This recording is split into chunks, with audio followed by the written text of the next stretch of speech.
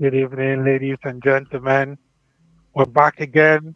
This is the Wazobia gang coming to you all the way from the United Kingdom. And we're here to preview an interesting fight card happening this weekend, UFC 308.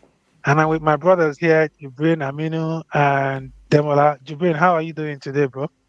We thank God, my brother. Very happy to be here. King James, how's it going? How was your day? Man, all good in the hood, man.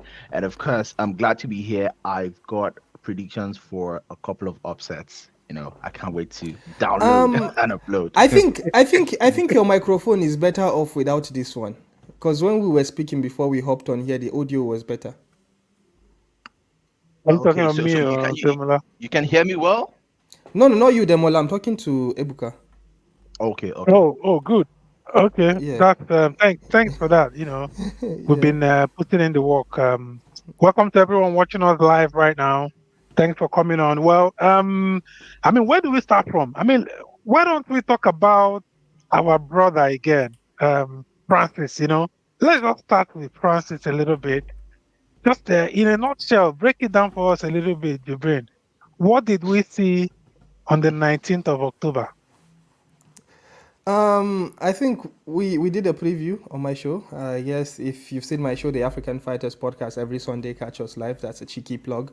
Um, well, a lot of people were using this phrase, "The king is back." 3 words, "The king is back," and I'm just going to say there's this guy called True Geordie on Instagram, on YouTube here. Mhm. He's very popular amongst the combat sports fans. He stole my thumbnail and he stole my title. I posted about it, but it's okay. I'm inspiring through Georgie, but it's okay. It's okay.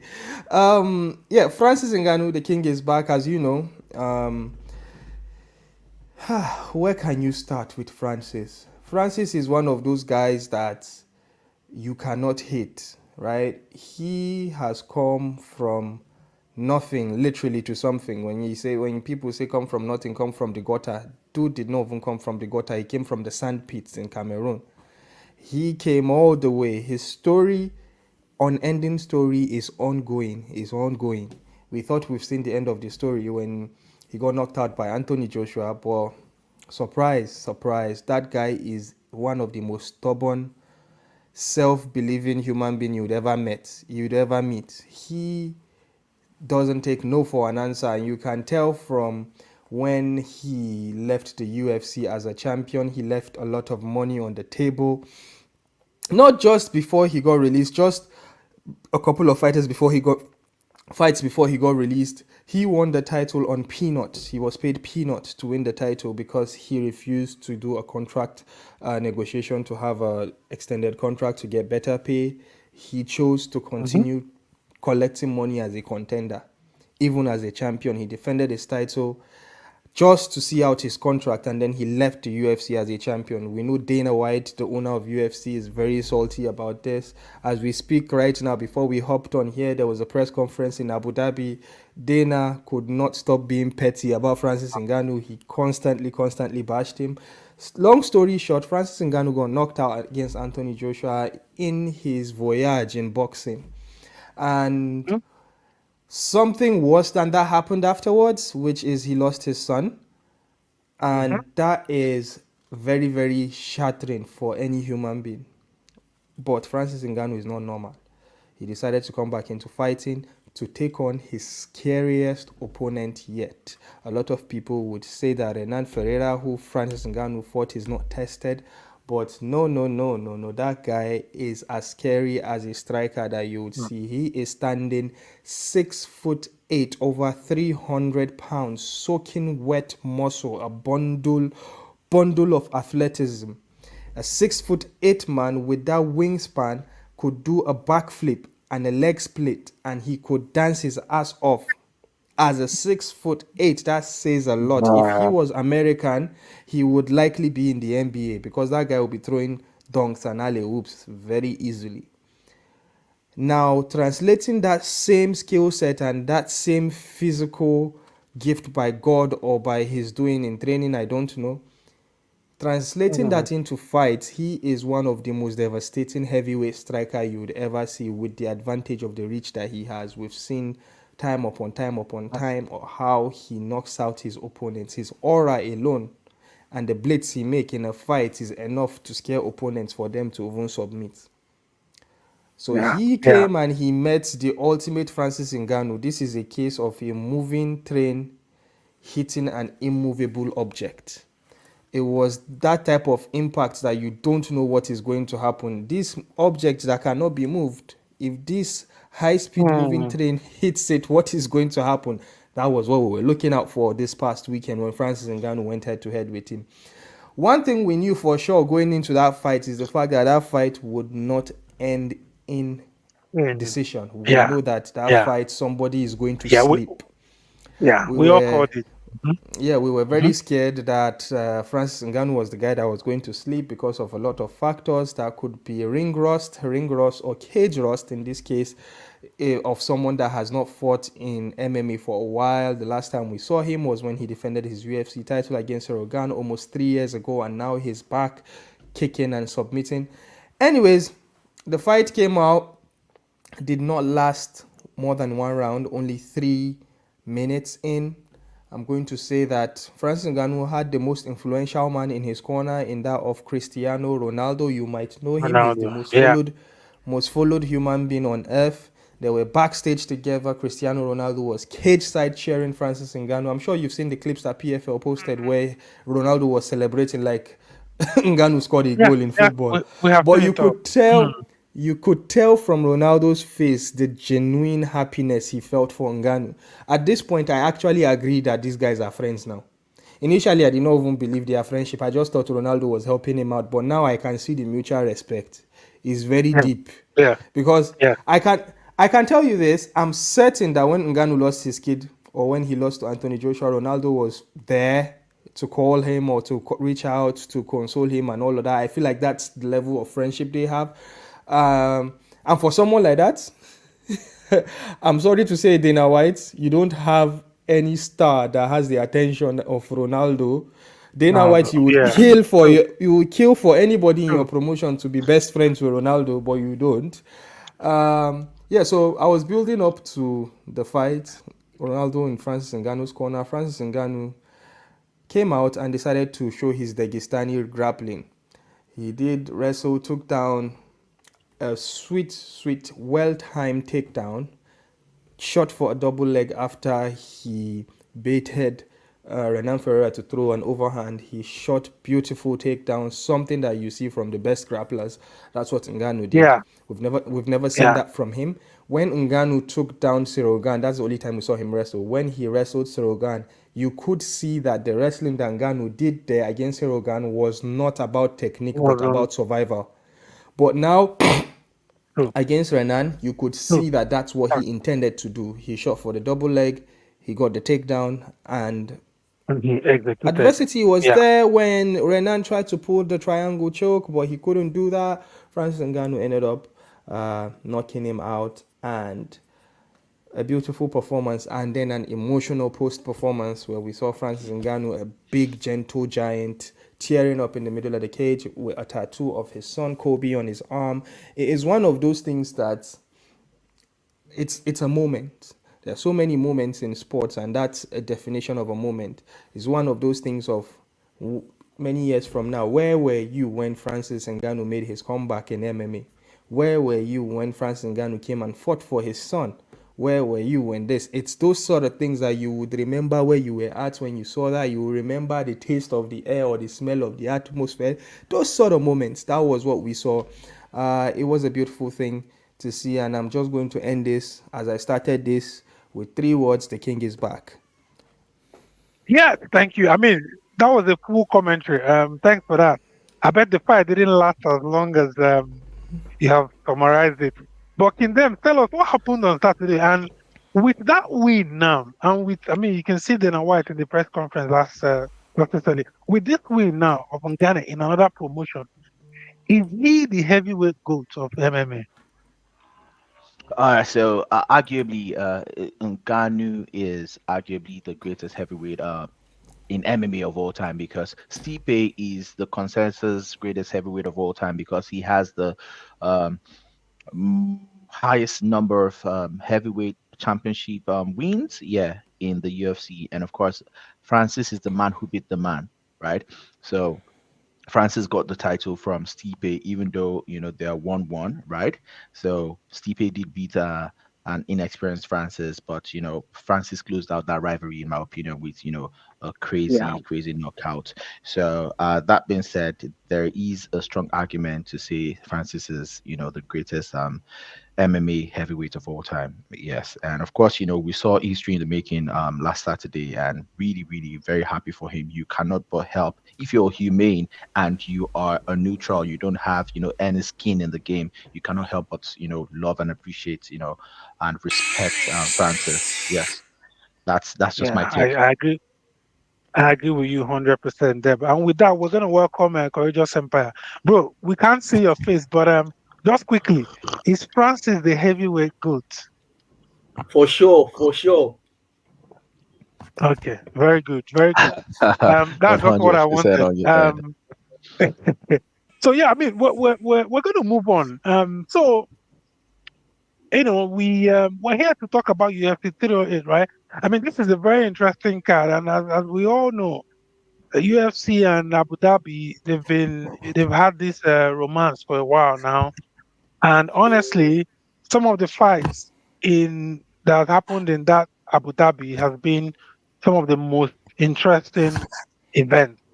Ever since I started watching UFC and I started going there.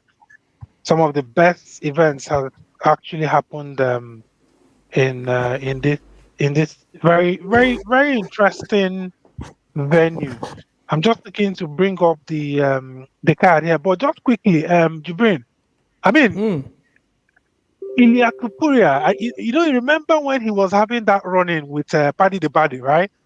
And at that point, they were both new in the UFC, and at that point, a lot of people were thinking, okay, these guys are two guys that are new, up and coming, that may go on to be champions.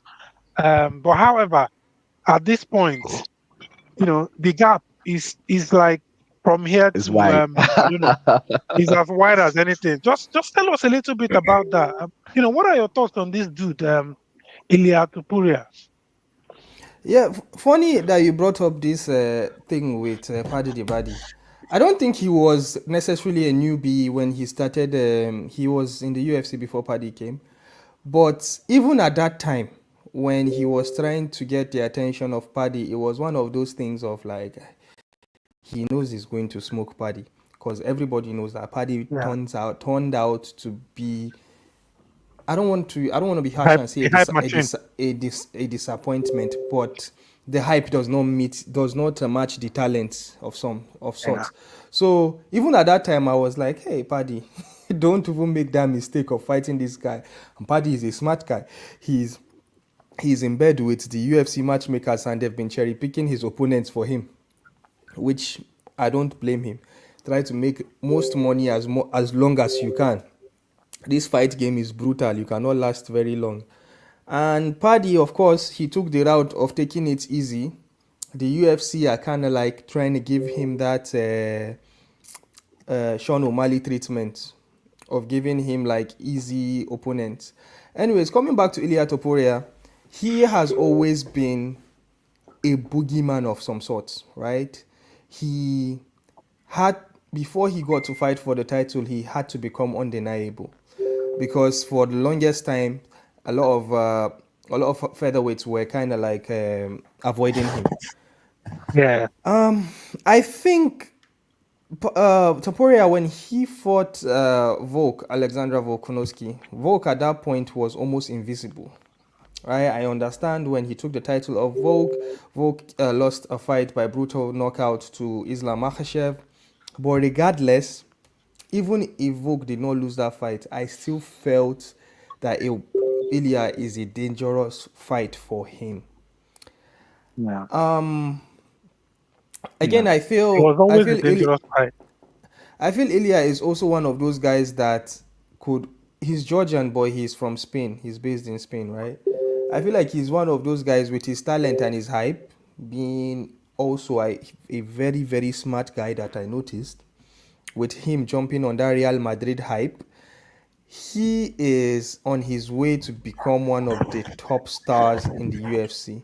Right now, we are in an era of very, very boring champions in the UFC. The UFC, a lot of people have said, I think unanimously said that the UFC have peaked in popularity, most especially because they don't have stars anymore. When I say stars, I mean they don't have stars on top. So like a Conor McGregor, he's not on top. He's a star, but he's not on top. Israel Adesanya is a star, but he's not on top.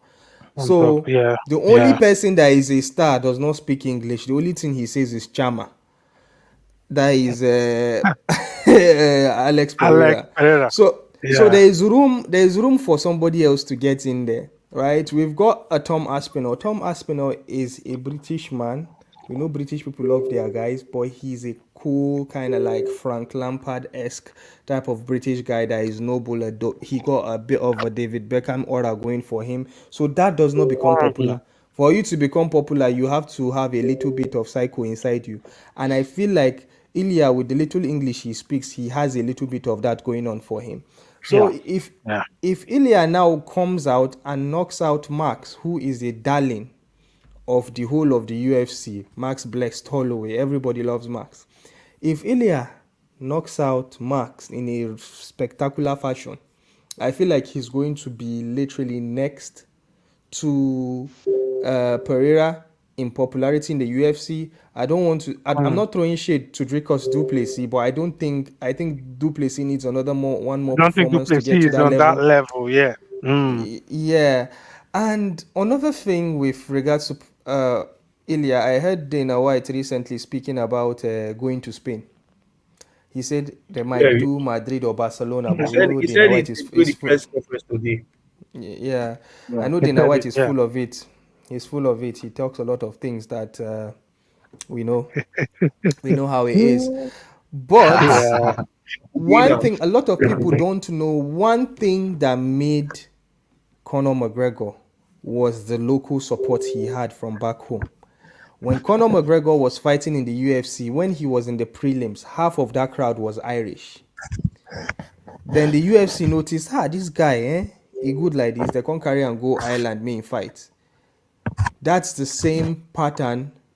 I'm dragging this, but that's the same. I'm going to land this point, and that's it. That's the same pattern they tried to build up. This guy, this Liverpool guy that was in the middleweight division. Um, this guy from Liverpool now, that was a welterweight that moved to middleweight. Guarantee.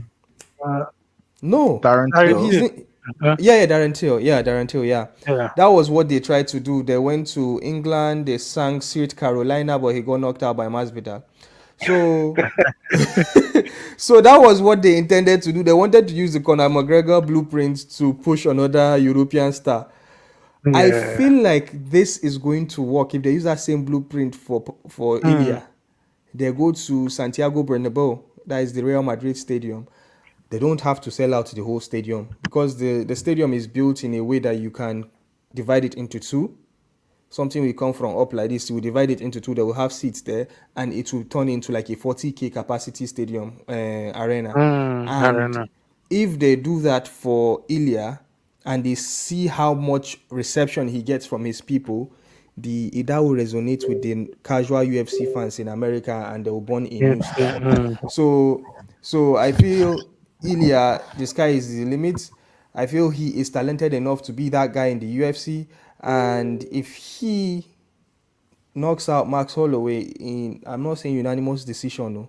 I'm not saying a freak accident, oh. I'm saying if he knocks out Holloway as brutal as he knocked out Volk, then I think the UFC have something in their hands. That's how highly I rate him. Right. Very good. I mean, in my opinion, I think he's a star already because he was received that in Real Madrid. Not many times that I've seen that where someone is received. I think it was I don't know if it was a La Liga match or something, and the whole stadium. I think he's a star. He's a superstar already.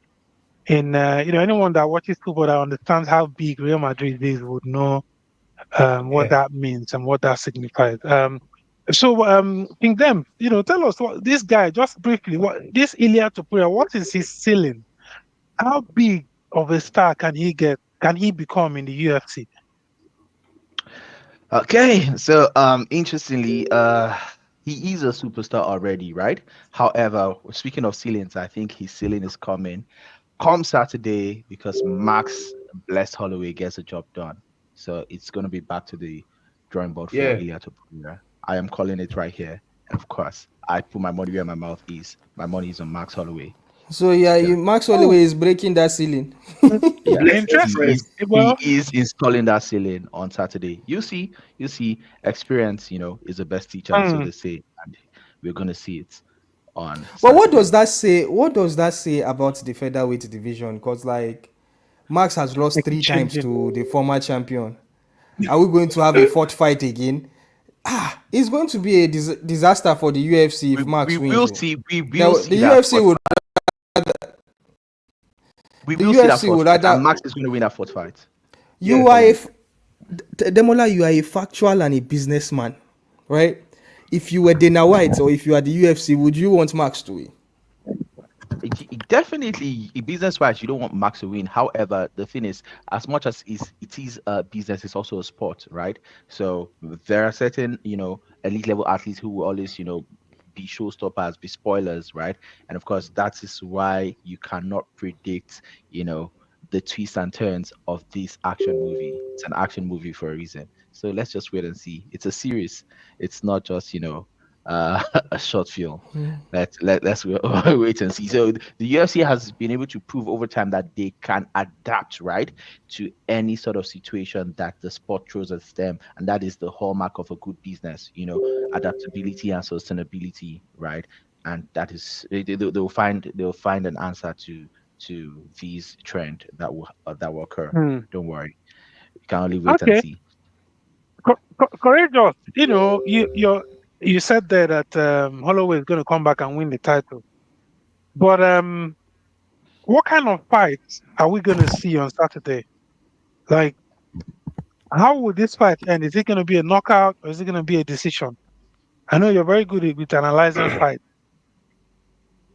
Yeah. And with my own view of the fight, I don't think Ilya is going to strike much with Max. I see him bringing up his grappling. I see him showing his grappling in this fight. Because I think many people don't. They think Ilya is just a striker. They don't know he's more of a grappler than a striker. He has good grappling more than he's striking. More than he's striking. So I think he's going to Mm. bring that going to grapple a lot, a lot. But I think he's going to gas out. I think Mars is going to take his time, like he's going to drown him because Mars is like he's a championship caliber fighter, like gassing Elite him up. level There's no championship that Elia fighter, will bro. present that And Mars it's got cannot gas tank. absorb. And Yeah, another it's thing, got he's cardio going Mm. to for be days. surprised that the way Mars will be able to take his shot because he is so Hmm. confident about his power. He Hmm. feels like nobody can handle it. I don't know if you understand, Max is an Yeah, island boy. but I He's don't a think yeah, Yeah, Magali I yeah. well, boy, see. Max has that thing going on for him, the invisibility of Yeah, never I being think I knocked down think before, Mars is right? going to yeah. win Been knocked a down. very a Yeah. very To be honest, a very dominant co- decision. I think Ilya is going to pick up maybe the first two rounds, then must take from round 3 to 5. courageous, not to interrupt you, but to be honest, me, I always disrespected the power of Max's punches, right? I know he had precision. He has Yeah, precision, but the power, I kind of disrespected it a bit because he never really had that one punch knockout. It was more like He will wear you volume, building down. up, and then volume. stinging you Hmm. until Volume. that's UFC 300 where they do him and Gaethje. Yeah, I was like, damn, Oh, this guy packs power like this. I didn't yeah, know. can crack, can crack. Yeah, so did you hear that thing where Ilia Topuria did say that he's going to come in the first minute, he's going to come into the yeah, and middle he's of the going to cage point and down. point. Yeah. First 10 seconds. It's a joke. Do you think Max will engage if he actually does that? Max Mars is not already stupid. replied Ilya. He said he's not going to engage. He said he's not that dumb, and it doesn't make Max is sense. not The stupid. feathers are fresh. Anything can happen. He Mm-hmm. has the power to. Nobody is a fight. Everyone has a puncher's Well, chance. It can all right, happen. guys. All right, guys. We don't have so much time. We're gonna get back to the main event. Thanks to everyone watching us live from Kingdom's podcast or from Chat with the Tycoon. We've got one comment on here, and that is from Six. Six says, Ilia in round 3 via knockout. Interesting. Very interesting take there. But let's get on to the. So we're going to talk about the main card, right? And then we will each pick one fight on the prelim to to talk about. So the first fight of the night is Tara Magomedov Bullets versus Aman Superman Petrosian. This is an interesting one. I was watching them earlier today. Tara is unbeaten. He comes with a record of 14 wins, 0 losses, and 0 no contests. While Aman Petrosian comes with 9 wins, 3 losses, and 0 no contests. This is an interesting one, guys. Who am I going to start with? King Dems, tell us about this Uh, fight. Who are you going to take on this fight, bro? so I have my picks already. I like to put my money where my mouth is. So my money is with Petrosian, right? So Shara, no disrespect to Shara, he's undefeated, but then the caliber of opposition that he has faced is not yet on the level of Petrosian, right? So he's just Mm. coming of age, now being matched with somebody who is at his level, and Petrosian is he's experienced, and the money makes sense with Petrosian. So my pick is Petrosian on this one. All right, all right. I mean, he's coming off a loss against Vieira. I think it's Carlos Vieira or something.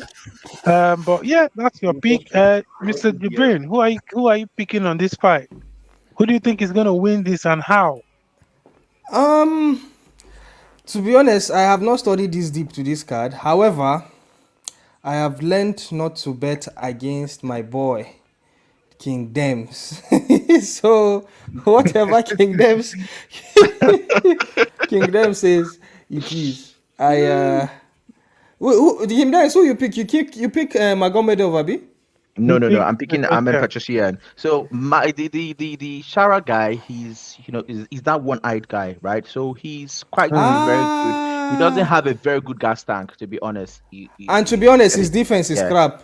yeah. His defense is crap. So like he will get found out with this Petrosian guy. The Petrosian guy is Yeah, more experienced yeah, and yeah. he's at Because the last level. fight I So saw of Shara, since he's that one-eyed guy, I don't remember the guy. That Ginger Dagestani. yeah, yeah. The ginger head guy. Yeah.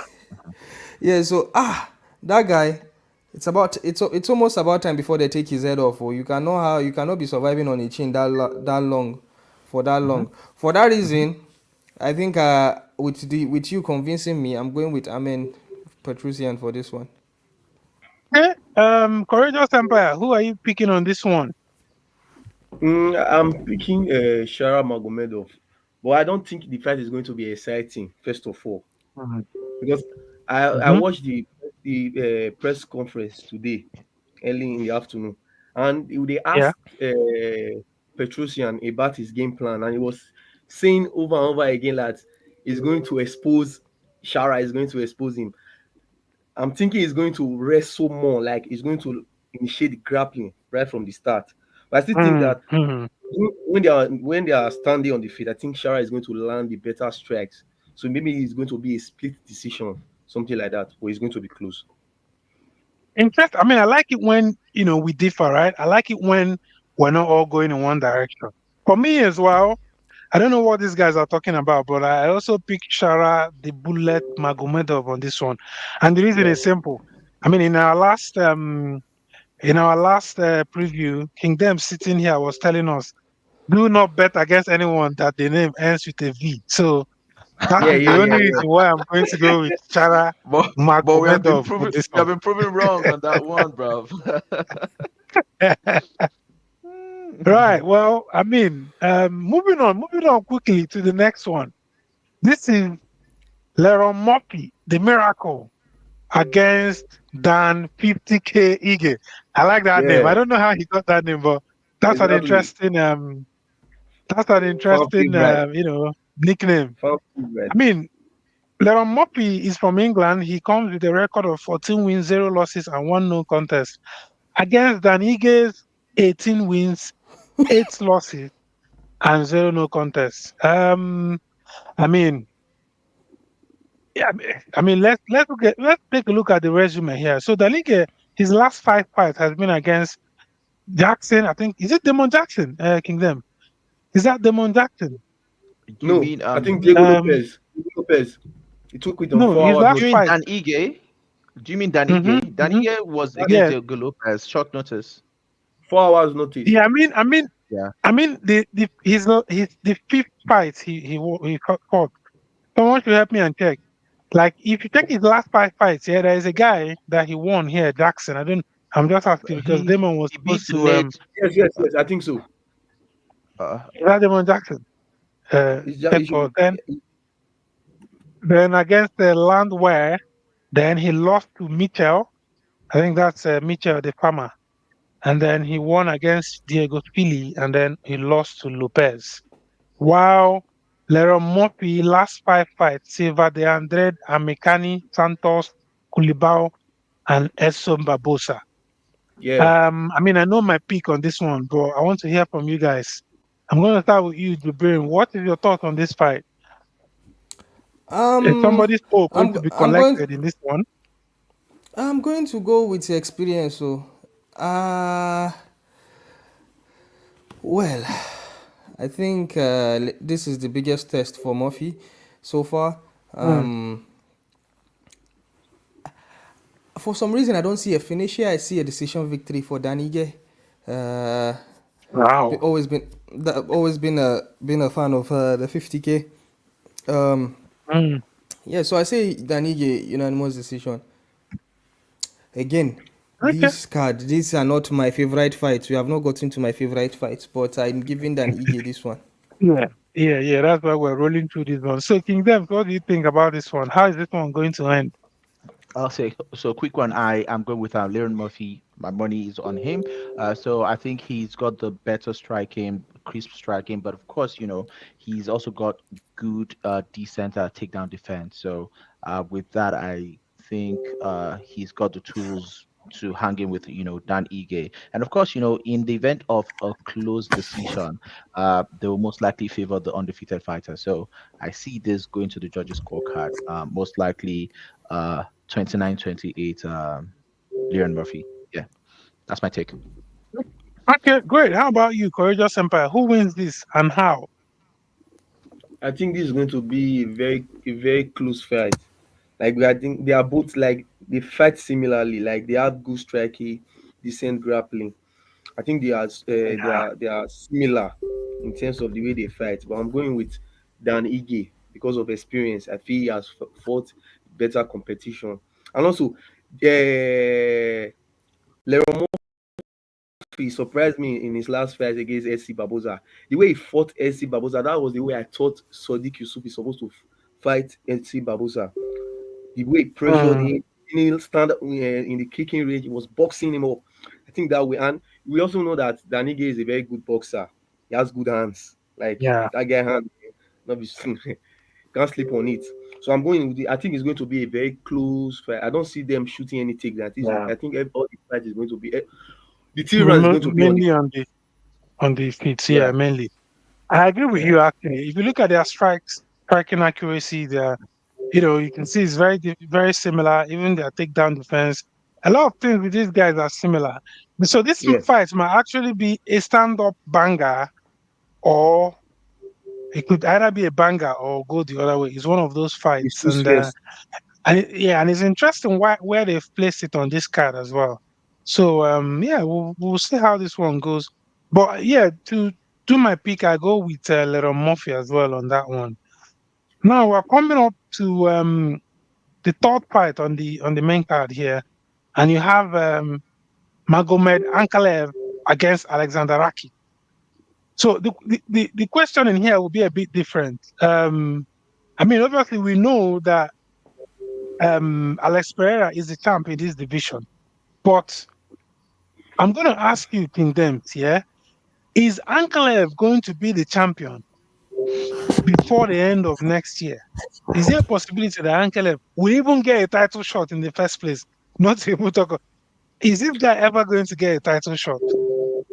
Okay, so unfortunately, like Jibril likes to say, even though I'm the businessman, right? I like the fact that he said I'm also factual.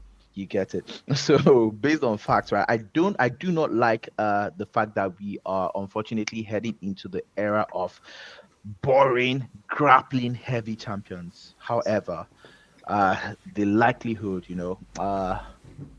the probability that Ankalaev is the uncrowned champion is very, very high. So I think in that light heavyweight pool, the guy who poses the toughest challenge for Alex Pereira is actually Ankalaev.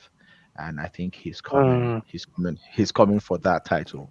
So I You think know he's gonna get the something. title Yeah. shot. Something He's I noticed. undeniable. But how do you, Mm. Demola? How do you see Uncle Live winning this one? Mhm. Do you see a By doing what finish? he by doing what he's always done. Like just implement his grappling plan. So Yeah, so I think he wins when this one. My money Ankalaev is on him. fought Blahovic, he Mm. he now he knows that he has this stigma of being Dagestani and he wrestles heavy. So I Mhm. think in that fight he decided to strike. When he decided to strike and Blahovic started piecing him apart in the first two Mm. rounds, my guy switched to wrestling ASAP.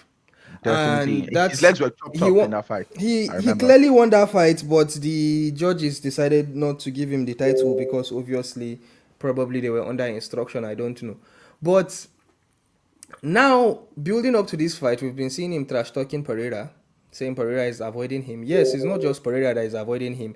The UFC and the fans don't want A lot that. of people. Mhm. Then number two, he's been talking about striking. I saw a couple of times where he spoke about striking. He's going to entertain Kinikon, Kinikon. So that means that this stigma of grappling is getting to him, and I think he's going to try to strike with Rakic. And to be honest, the way I see it, he's going to try to strike with Rakic, and then he'll feel the striking is not in the same level, and then he'll go back to what he likes doing, which is the wrestling. I think that's the same story that we are going to see. Thank God it's a 3 round fight, so we might like it would finish in 3 rounds. I think that is if he doesn't get a submission or a ground and pound. But I also lean to Ankalaev. I'm with the matchmakers here. Ankalaev that gets it done, and we would not see him and Pereira fight until maybe middle of next year. Yeah. Yeah. Yeah. And what's your take, Courageous Empire? Do you think this guy will be champion in the UFC? I mean, obviously, I think we all agree that he's going to win this fight.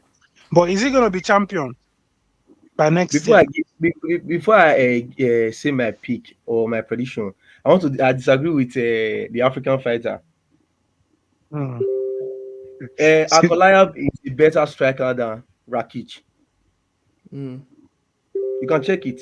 Ooh, Oh, striker. I'm not Okay. arguing. I'm not arguing. Yeah, I dey hear he's you. a better striker than him. He's the Mm-hmm. most well-rounded light heavyweight right now. He can strike, he can Mm-hmm. wrestle. If you even look at most of Hmm. his finish, they are on the feet. He finished most of his fights on the feet. He's a better striker than Rakic, defensively and offensively. So I see this fight, the way I see this fight playing, I see this fight like it's going to be a dominant decision for him. He's going to win all 3 rounds. But Yeah. this time around, he's going But to implement more of the striking than his grappling. That's my position. hmm. But then I mean he's boring, right? We agree with that. So is I don't that a think he's reason boring. why he might not I don't get think he's a boring. title shot? I don't think You he's don't a think boring so? fight. No. Okay.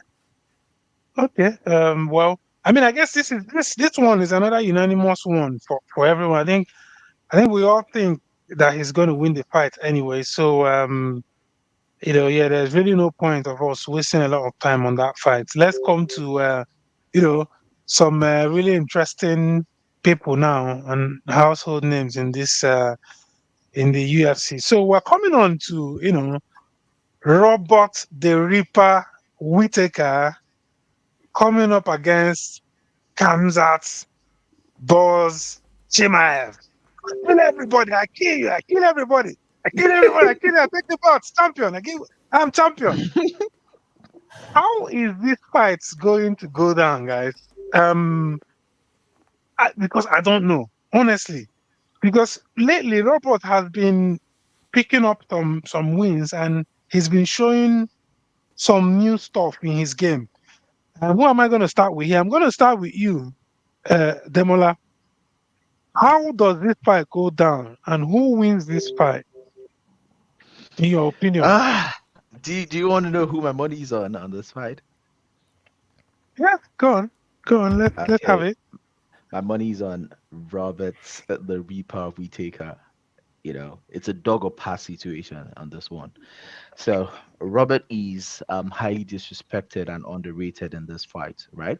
So to be honest, from my factual assessment, from a risk assessment point of view, having that in-depth understanding of the sport that I have, I've been watching MMA actively, right? I've been a nerd of the sport since 2018, 2019, thereabout, right? So I have absorbed enough data and information to make a well-informed analysis, right? as uh as a person who's not just a casual of the sport, right, but a person who is an analyst and well educated about the sport, right? Reporter. So Hmm. given this um analysis, I feel like they are more evenly matched than people are making this fight seem, right? Yeah. No disrespect to Hamzat, right? Hamzat, he's a prodigy, he's highly talented, but make no mistake, Robert Whittaker is an elite level prize fighter, right? So on this one, I think it's a 50-50 chance, right?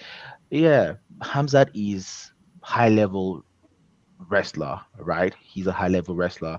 Robert Whittaker has, decent wrestling. He has decent takedown defense. He has crisp striking, right? And just feel like Robert Whittaker is just a little bit on a higher level than Hamzat, right? And if he's able to maintain his composure, right, and Yeah. take Yeah. Hamzat into deep waters, especially if they go into the fourth and fifth round, Robert Whittaker is going to snatch this one from him. So given that, I say Hmm. it's a 50-50 fight, but I'm leaning towards Robert Whittaker. And of course, I'm betting big on Robert Whittaker on this one. The odds for Robert Whittaker to win is 3 point something. That's big disrespect. So it means if you're taking £1,000, you're winning £3,000. And of course, what Are it you is. putting The a odds thousand have the pounds? Have you put £1,000? Do you believe in Whitaker that I much? I did not put £1,000 on this, but I did sprinkle a little No, you salt put on, in on the that same fight. money. Yeah, The same I put money. I sprinkled something on that one. Very good. Very good. So, Um, Jibrin, tell us now. Tell us how this one go go. How this one go go. so this one, I feel like Hmm? the result of this fight will not favor Kamaru Usman because I How feel does like Kamaru come into the equation here? let me tell you how. I feel like Hamza and his health issues, right? I feel like it has taken a toll on him. Not that I'm making excuses for him, but the same Hamza that we used to see before, I don't think he's still the same person. I think if this fight goes past one round, Hamza is going to look horrible. And I think even Hamza knows that. I think Hamza is going to Look, somehow. come with his same Hamza energy in the first round, try to get it done. If he can't, he's just going to look like a vegetable in the second and third round. And Whitaker is going to do business. So when Whitaker is doing business on Hamza, I feel like people will see Hamza as a human, as normal as possible. And then Kamaru Usman bragging about, I came off the couch, 6 days notice, is not going to look good anymore. Because they'll be like, is this the person that you are claiming you came off the couch for?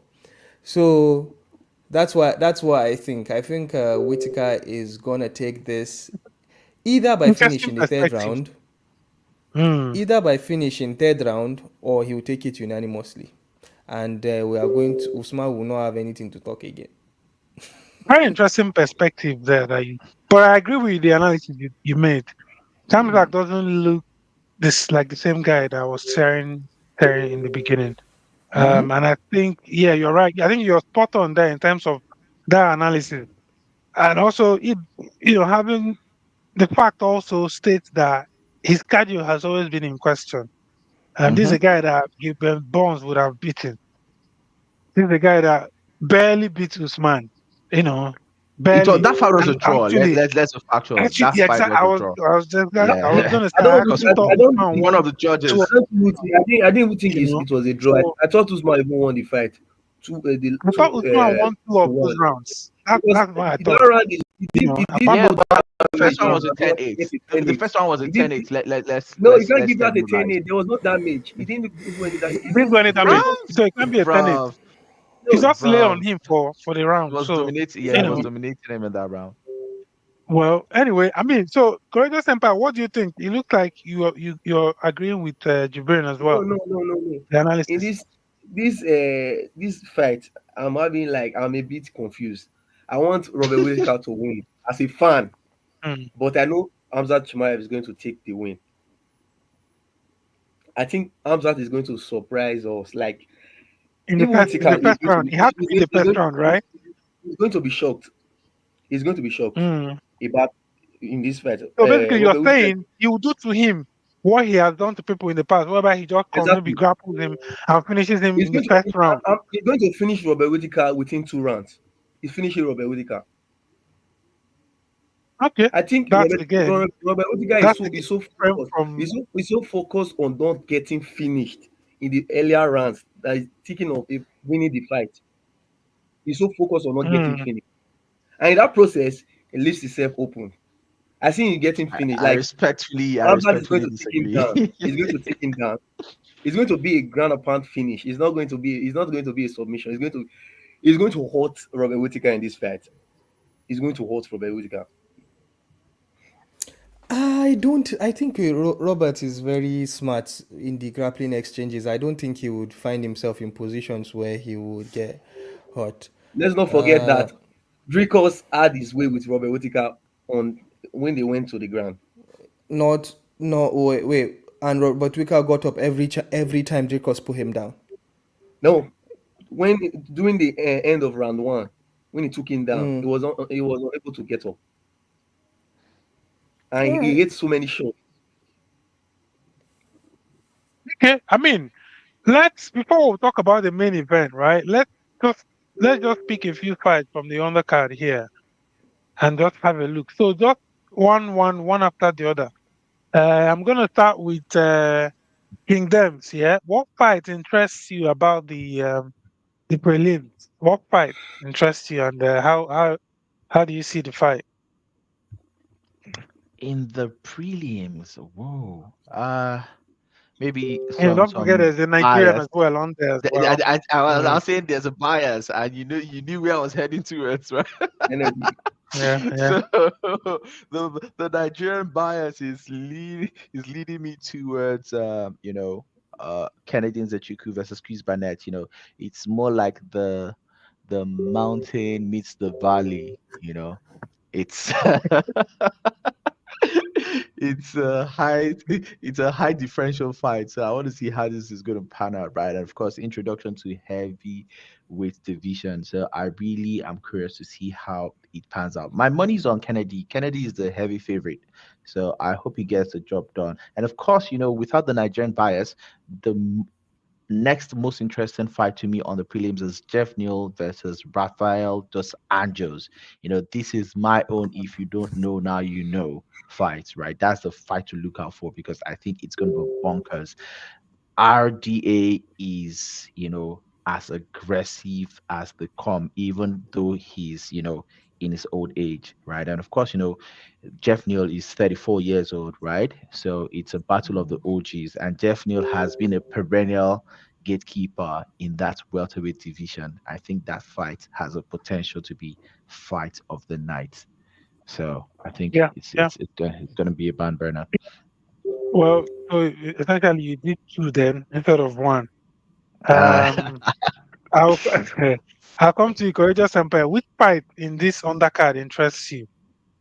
apart from the Kennedy fight, I think the other fight that also like attract me is this the fight between Matthias Rebecki and Mitobek Orobai.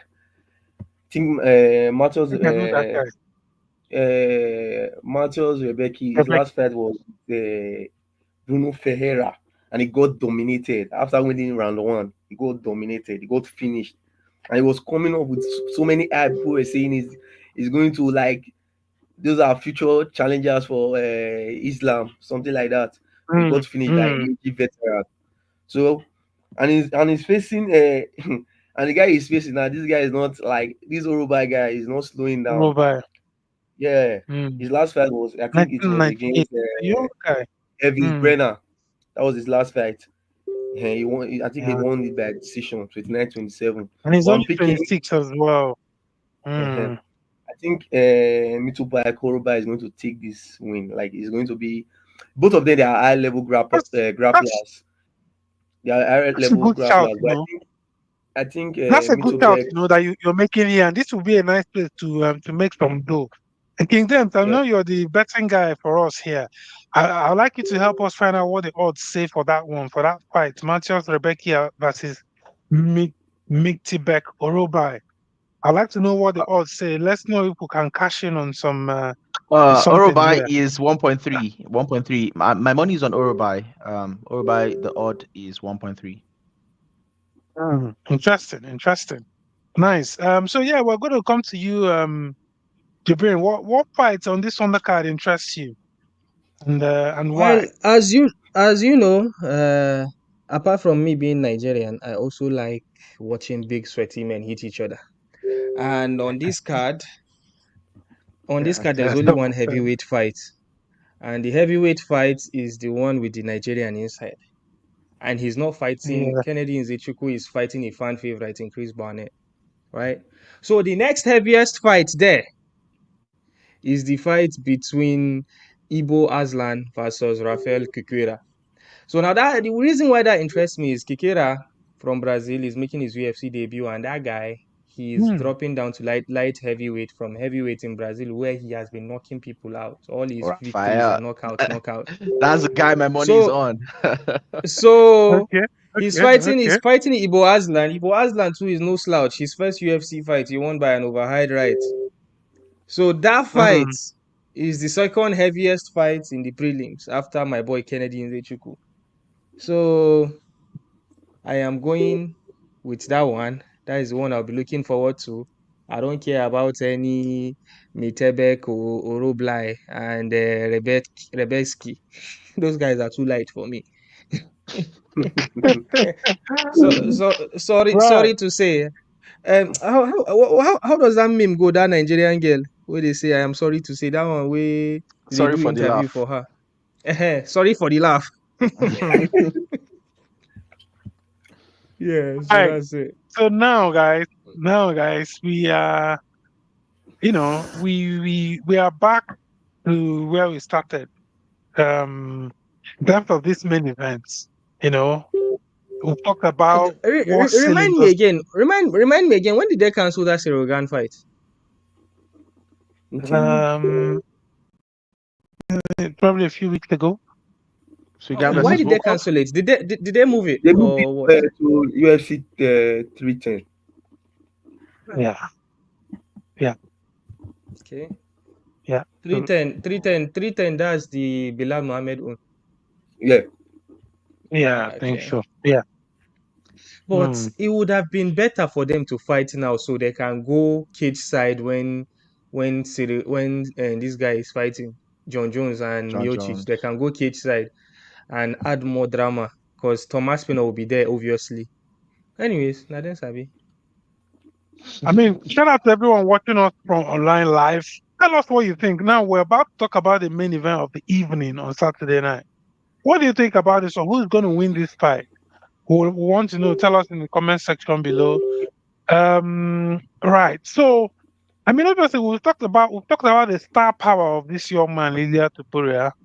We talked about how Paddy the Buddy was calling him the hand sanitizer boy. I won't forget that altercation they had sometime, and Paddy was like, now I'm going to change your name to hand sanitizer boy.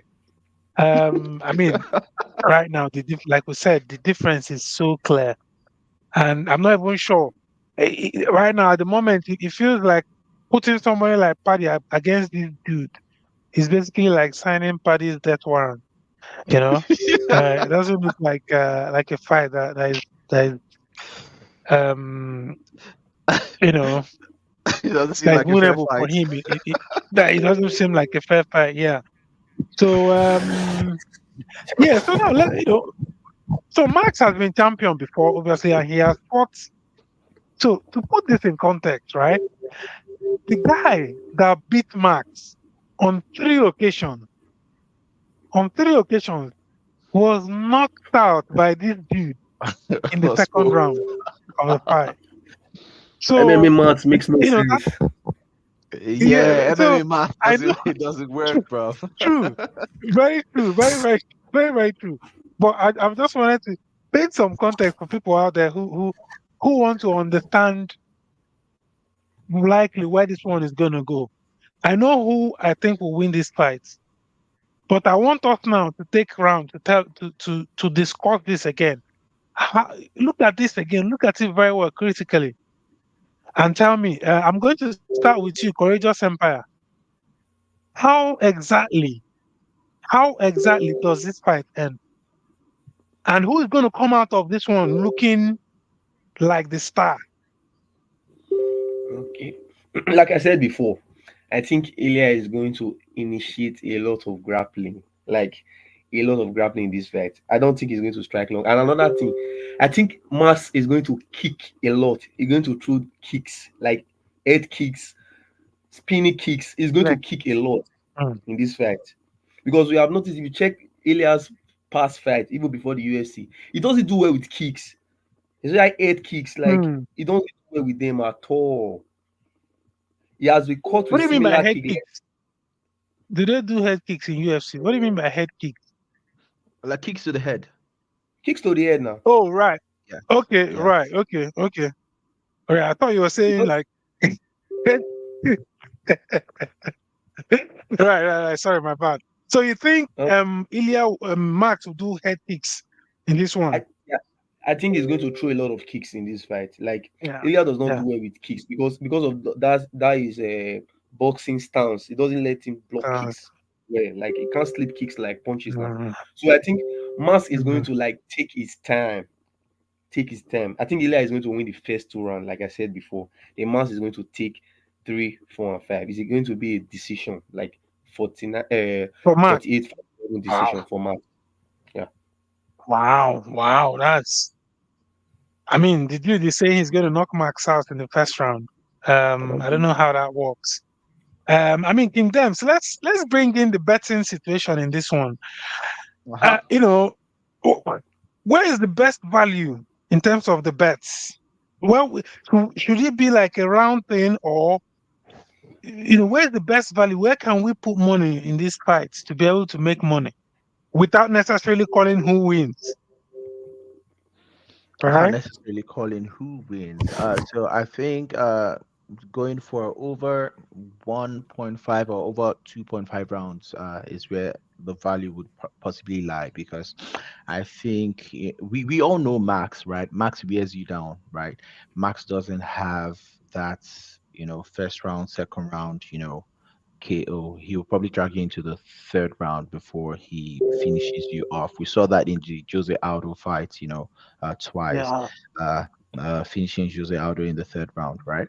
So, and of course, we know Ilya is highly skilled, right? But Max is a different animal from the beasts that Ilya has been presented, in the past. And there is a reason why Ilya was not fed to Max Holloway in his build up, to title Build up. contention, right? We saw what happened to the likes of, A good point. That's a good point. huh? Yeah, we did see what That's happened a, to Brian TCT Ortega, to this other Mexican guy, Arnold like when Allen. they, yeah, Arnold Allen, Calvin Keita, um, El Pantera, right? We saw what happened to all of them, right? And of course, at some point, Volk was like, "Oh, Mark, stop beating my contenders," right? So there is a reason why, Ilya was not fed to the bull, right? and he's going to be reminded come Saturday. So I think Max is going to wear him down. Probably, I don't really see a finish, happening. But if Max finishes him, right, I think that would be probably in the fourth or fifth round, because I think that Topuria is going to expend a lot of his energy in the first two rounds, because he strongly believes, he has this delusional belief that he can crack Max and he can be the one to be the first to knock Max out. But he's going to expend a lot of energy and discover that he was very, very wrong.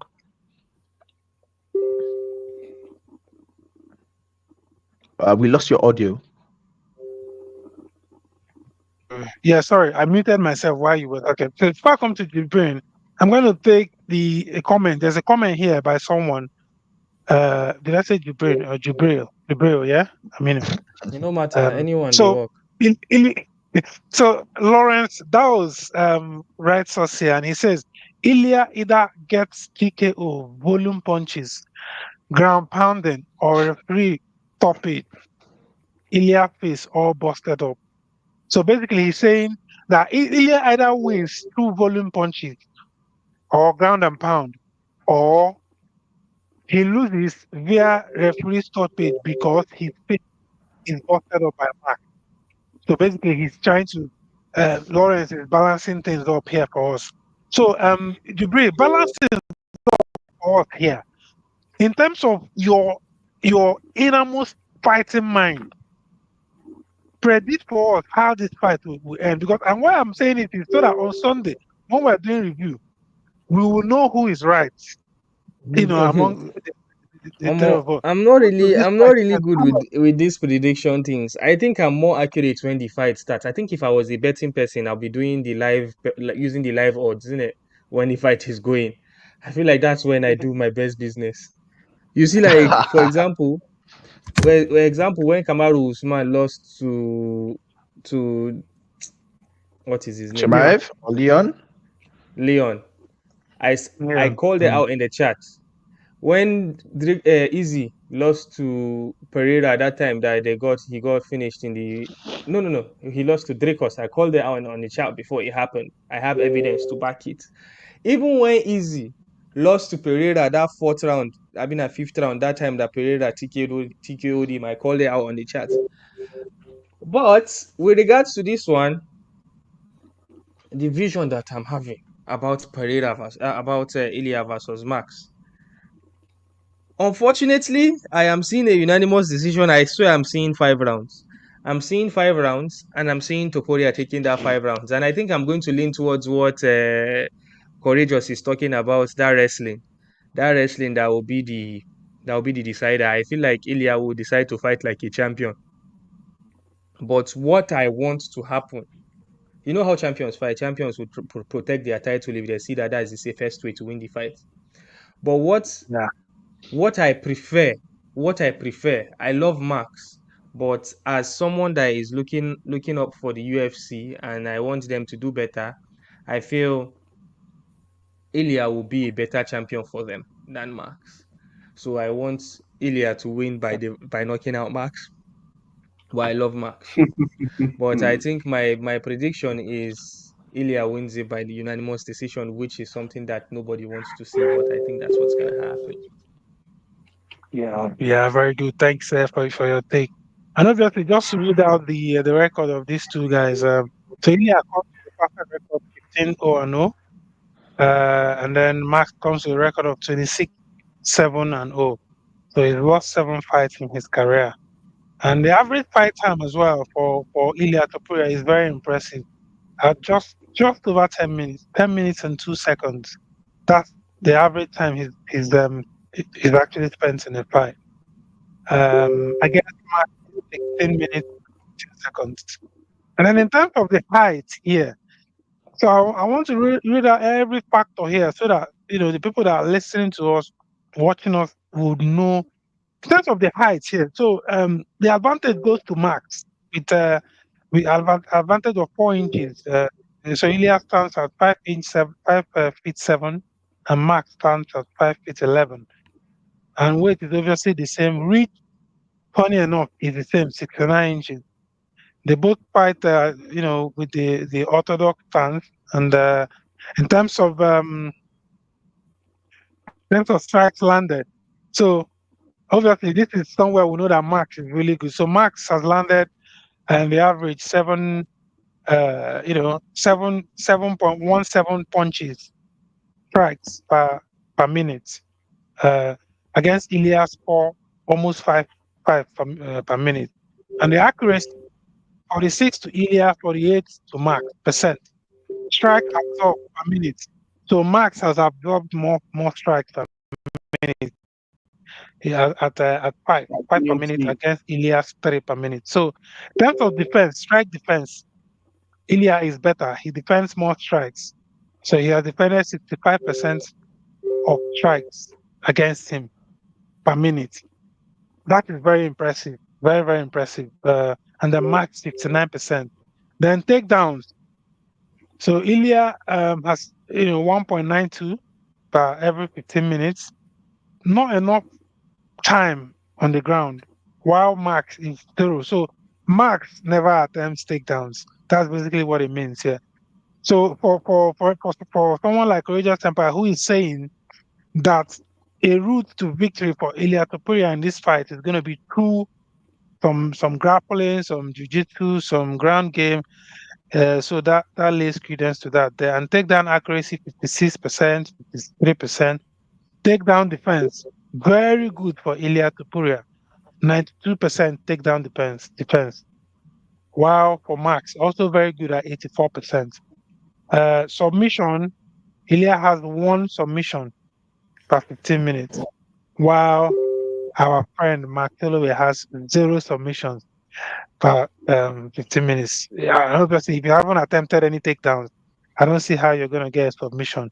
So I think that all proves that. And in their last five fights, Ilia's last five fights, he's won four and lost one. And that one was against Alexander Volkanovski. He has beaten Yair Rodriguez, Allen, Jong, and Gage in the BMF. And then Ilia Tupuria has won all Herbert, Mitchell, Emmett, and Volkanovski. I mean, guys, this fight is you know, this is a banger. This is going to be a banger. I think we all agree to that. I think we all agree that these two guys will come to bang. These two guys will come for the fight.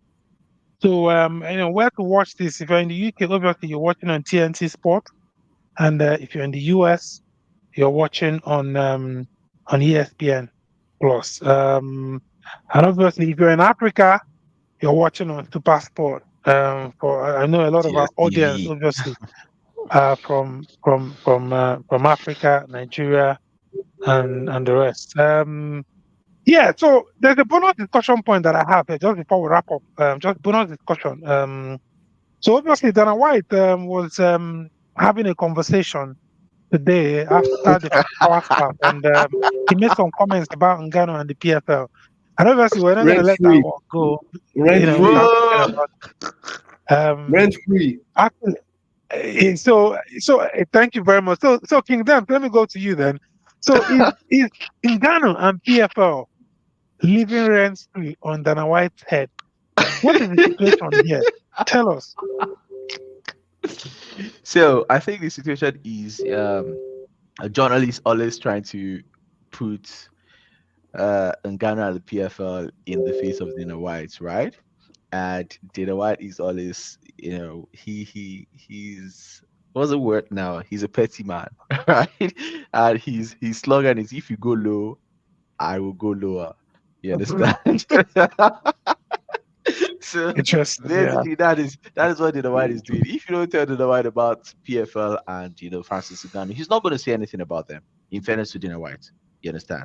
But people keep putting PFL and Francis Ngannou in his face, and what do you expect him to do, right? Like, he tried to make Ngannou stay with the UFC, but he couldn't, achieve that. So he would find any avenue, any way, shape, or form to try to talk down and rubbish any accomplishment that the PFL and Francis Ngannou might have. I think that's just my take on the whole issue.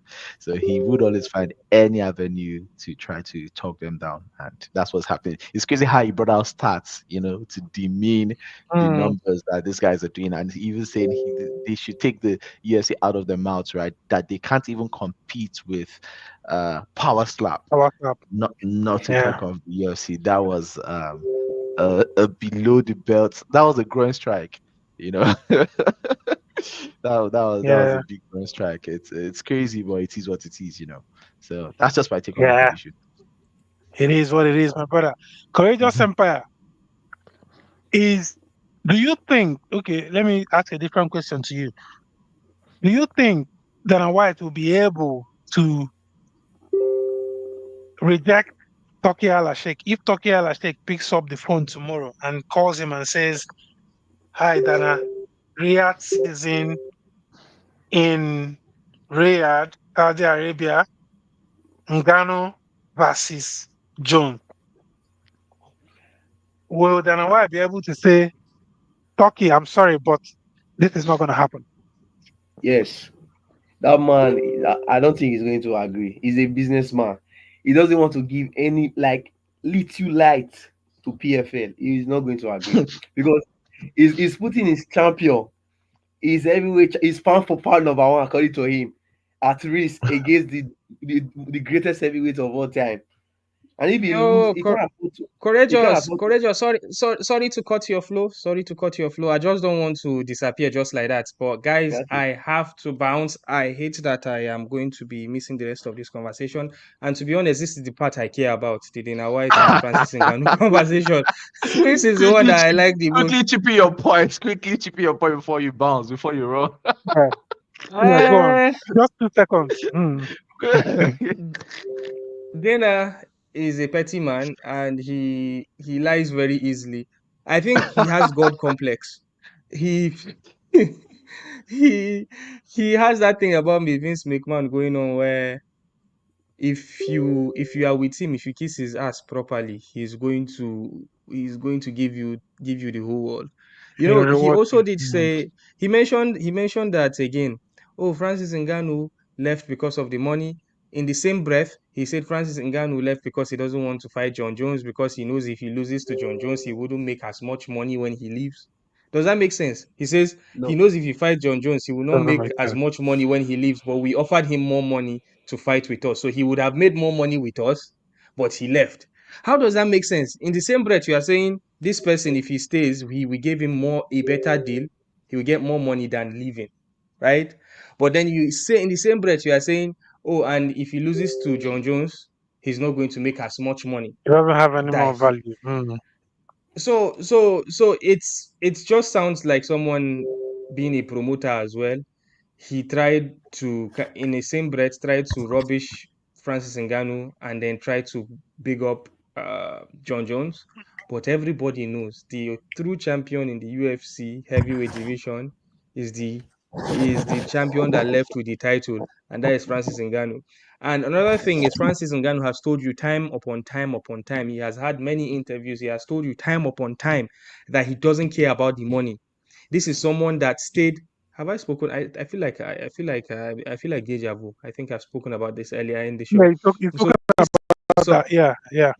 This is someone that fought for little money and left. He didn't extend his contract. This is someone that told you that he wants to go for what his dream is, and that is boxing, and he doesn't like the way he was treated. He felt disrespected. This is a very stubborn man that no matter what, he will go for his dreams, and that was boxing. And what did he do? He went and he boxed two of the greatest boxers of all time in our generation, in this current era, in the two heavyweights from England, Anthony Joshua and Tyson Fury. Arguably won one, but got knocked out in the second one. So I would say, Dana, with regards to you and Francis Ngannou, you are the one that fumbled the bag, not Francis. So with that note, guys, I'll talk to you later. Yella, I've got to go. Bye. Yeah, no problem. All right, have a good night, bro. Yeah, Courageous Empire. Sorry about cutting you off there. Just finish off what you were saying, then we'll wrap up soon anyway. No, I don't think Dana will agree to that deal because that man, he doesn't see anything good from any other promotion. Like especially the ones competing with him, like the PFL or Bellator. He is Same not thing I going to said. achieve, no matter the amount. No I matter, don't he think has that so. pride in him.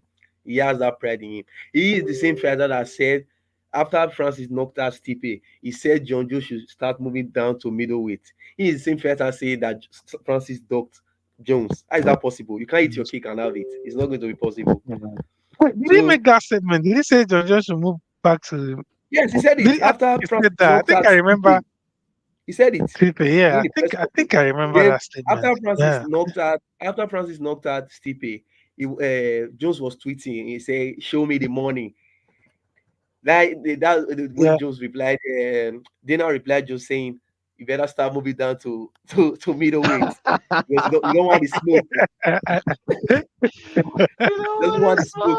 smoke? Yeah, and Jones actually was having a bit of a rivalry with remember. Yes, Adesanya now at the time. we all know. Yeah, We all know. him Yeah, and We all true, Adesanya were true, having a true. back Yeah, and yeah, forth. we all know Jones doesn't want yeah. to fight Francis. We all know. We all know. So Dana can No, continue it's defending obvious. I Jones think and it's continue obvious. defending him. Yeah. That's all. That's all. Mm. So then, is it true? This statement, you think is quite obvious. Is it true that Jones does not want to fight Francis? And why do you think he doesn't want to fight him? So, bro, I'll first start with this. Do you want to fight Francis? Like, given the everything that John Jones has accomplished in this sport, right? Francis is a very, very high risk fight. Francis is a born heavyweight. He's a natural heavyweight. John Jones is a light heavyweight, He right? has pillow hands. That moved up to, heavyweight. However, I feel like being a prize fighter, if John Jones is offered the right, figure, I think he will be motivated He'll for do that it. challenge. Yeah, so Yeah. he's this, he's egomaniac as well, right? So he's somebody who believes he can achieve anything. Look at his tattoo. I think that's Philippians 4:19. I can do all things through Christ and strengthens me. So like he's that guy who really, really believes a lot in himself. So I just feel like for the right amount of money, he will take that challenge. But I've made peace, in my heart that that fight will never happen. I've had No, to no. make peace with it. But we can all say chat all day, but I don't think that fight will ever happen. It's not gonna happen. Yeah, man. Yeah, yeah. Yeah, and I think that's a good place to wrap things up tonight. I mean, shout out to everyone that's been with us tonight. Thanks for coming to us. Yeah, do help us and do stuff to the video, like the video, share it at least between tomorrow and next, so that people can see the video and understand the betting lines. Let's know what we're going on Saturday night. King James, what's the rest of your week gonna be like? Whoa, just basically indoors and waiting for that fight to happen. It has to. And of course, it's early what's it called? Would I call it early kickoff? Early start Yeah. time? Mm, Yeah, so it starts at yeah, 3 yeah, p.m. because it's not very Yeah, good. yeah, 3 The p.m. main Ooh, the that main is Nigerian card nice. starts I at Nigerian love 7 time. that. p.m. So it's very, very important. The main That card is starts at ideal. 7 p.m. That So is so ideal. the African and Mm, European fans are the biggest winners on this one. Yeah. very good. So, courageous. What's the rest of the week gonna be like before we go? I can't wait for Max to become champion again. That's it. Very good. Two more sleeps. With that, Two more sleeps. thank you very much. Let's have two more sleep, guys. See you guys very soon. We're out. All right. Um, it's weird that you asked me that question because it's not a picture. So, first of all, let's start with followers. Power Slap has 19.2 million followers. PFL has 10. Video views. PFL Fight Week did 326 million. Power Slap 8 did 690 million. Okay. PFL Fight Week Instagram views, 76 million. Power Slap 9 the week of.